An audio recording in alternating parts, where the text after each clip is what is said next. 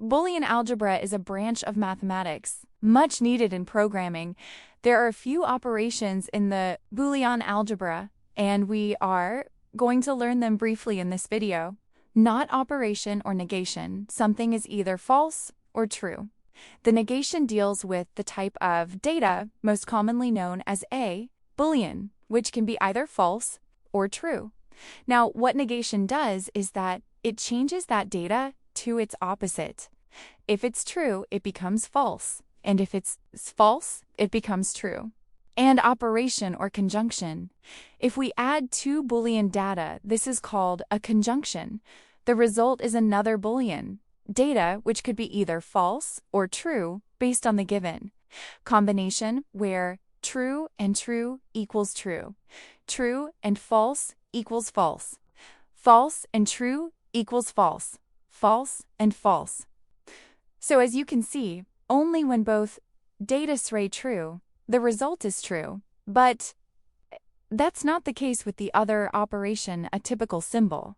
For, and, is, and. Or operation or disjunction. And let's say that instead of, and we have or, and the result is true, unless both of them are false. True or true equals true. True or false equals true. False or true equals true. False or false equals false. A typical symbol for OR is the concept of variables is crucial in learning programming and in understanding the other concept in this very feline lesson. There's a place where you store data and you access those data through the variable.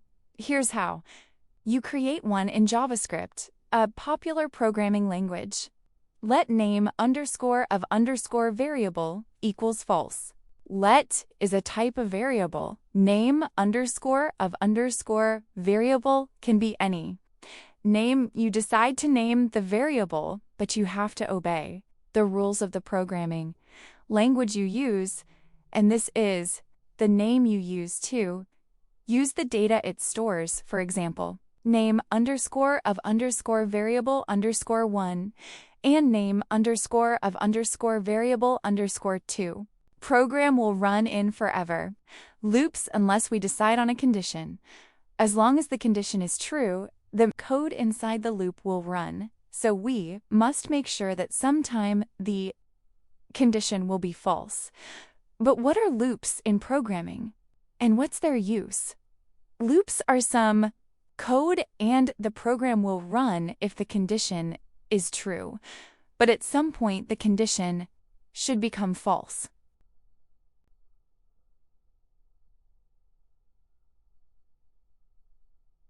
This kind of loop will cause the program to fail, so we must set a condition.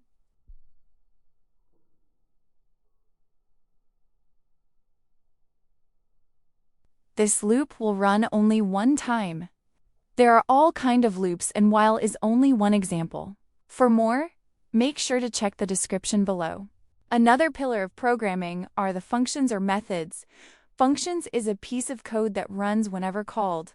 Many functions need data as input when called, and some return needed data. Here's an example. There are many ways to create a function. The example is in JavaScript.